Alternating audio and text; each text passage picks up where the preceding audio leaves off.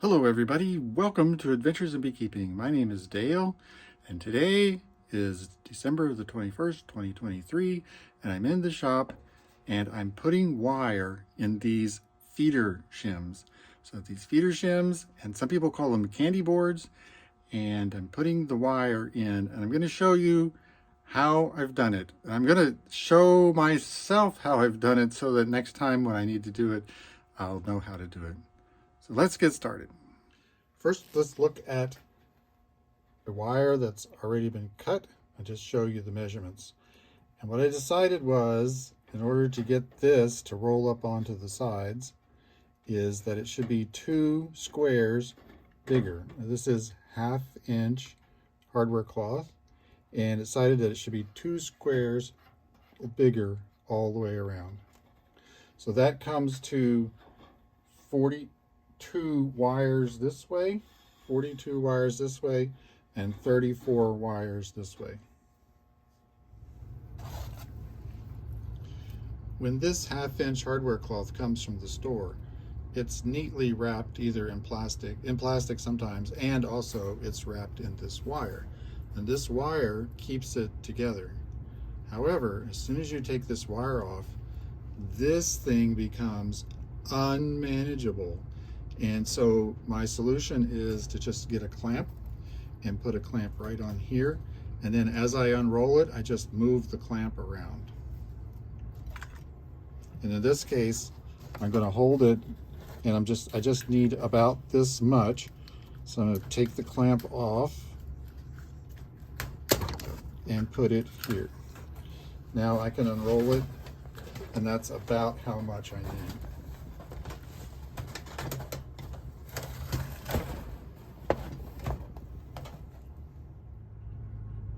From the previous cut, I have these wires sticking out here, and I'm just going to trim those off.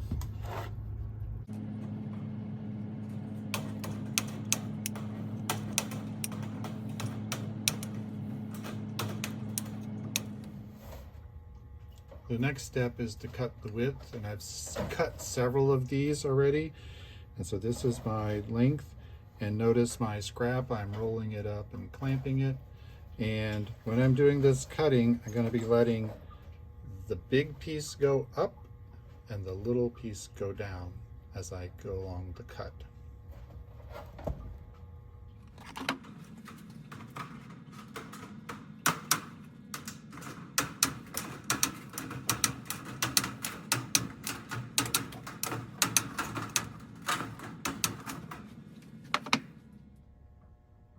The next step is to cut the width. I've already counted 34 to right here, 34 wires, and I have here a piece of angle iron clamped to the table, and I have a piece of 3/4 inch plywood here to kind of hold it up a little bit, and I'll show you the reason for that later. And then I've lined up where I'm going to cut right along this piece of angle iron. And I don't have a real way to bend it, so I'm just going to bend it against that angle iron. And this is where I'm going to cut right along this bend. I'm going to take my snips and bend this up. I want this piece to go up and I want this piece to go down. So I'm going to come in here like this, and I'm going to, with this bent, it helps to get this out of the way. And I'm just going to come right across here and cut.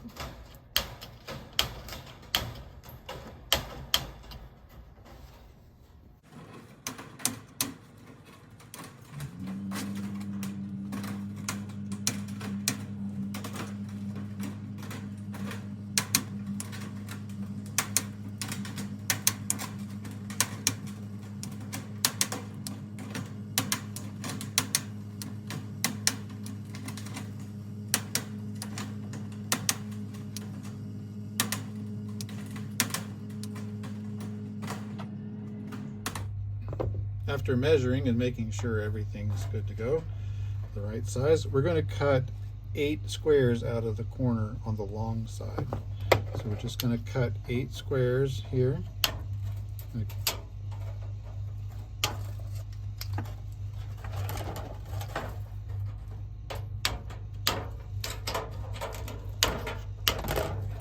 just like that. I'm going to do it on this end as well.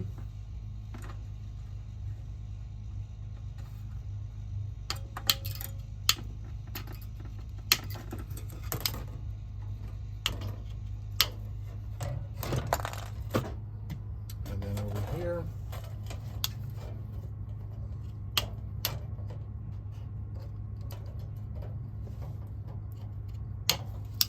this is going to help us bend it properly. So this is what we're cutting out, right on the corner.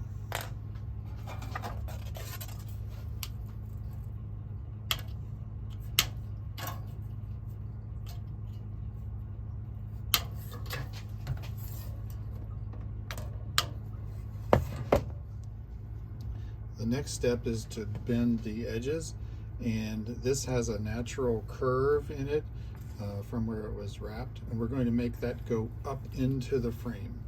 So we're going to bend these down, and what we're going to do, remember they were 2 squares bigger all around, so we're just going to lay our wire right on the edge of that wire that's 2 squares bigger, right onto our angle iron, and we're going to press, just use our fingers and just press it all along.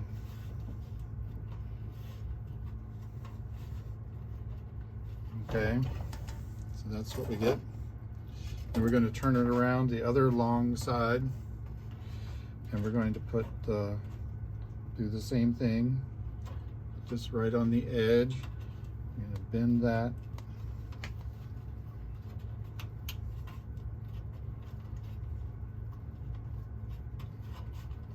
Okay, now we're going to go to the end, and this is the reason for the cutout, so that when we lay this here at 2 squares, this has room to still be laying down. So we're going to go do the same thing, wind this up on the end. Looks like my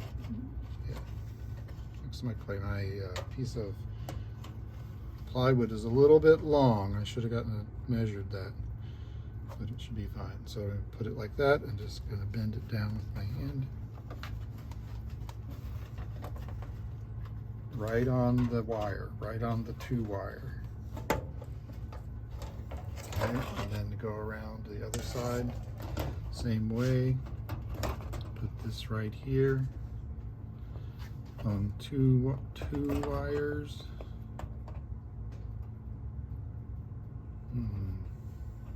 Did I do that wrong?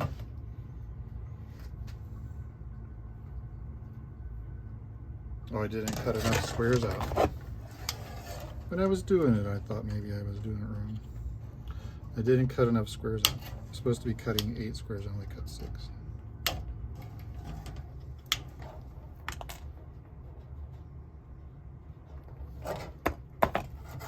Okay, put this right on the edge and line it up over here so that it's right on the edge. And then I'm just going to use my fingers and bend right on that wire. Okay. After you get all of your edges bent up and into place, you're ready to put this right down into your feeder shim. Now, don't let me fool you into thinking that this is easy.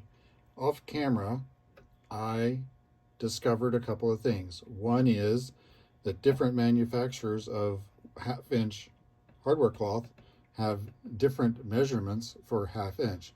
So this piece, I had to trim 1 cell off of 2 sides because these cells are bigger than the previous one where I had measured. So be sure that you measure correctly. Also, don't expect these grids to be square. It's often that you'll find that one of these lines will be crooked. Even though it looks really good, you'll find that they're not always parallel. So like I said, off camera, I've been working to get this to fit perfectly. And so we just drop it down in there and it fits just fine. So now we're ready to staple. So here's my recommendations for stapling after doing several of these. And one is to just kind of pull this into the place. Don't worry about it being on the bottom on the other side, but just kind of pull it into the place that you want it here. And then just staple it all along, every couple inches or every 5 inches or so. And I'm having trouble with my stapler. It doesn't always want to reset to go again, but there it seems to be working. It misfired. I'm out of staples. And turn it off. Pull this back. Get some more 1/2-inch staples.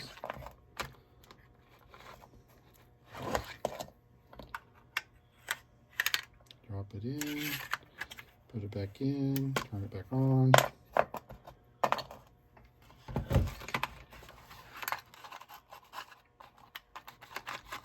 Put the staples away and continue stapling.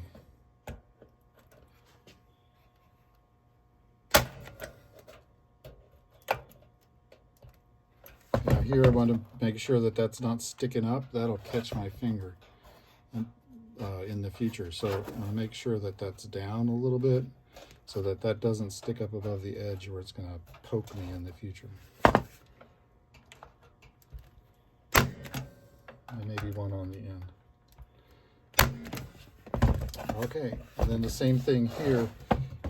Notice this wants to come up a little bit. I'm going to push it down just so that it's just below the edge. I'm not worried about the other edge, just below the edge here.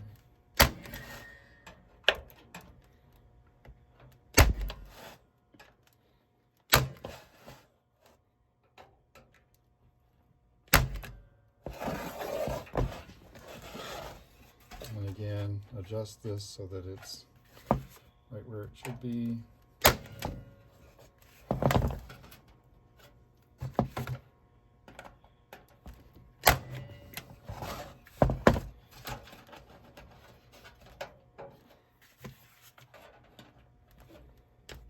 And my stapler is jammed. So you would continue to staple several staples all along, and then you would be done.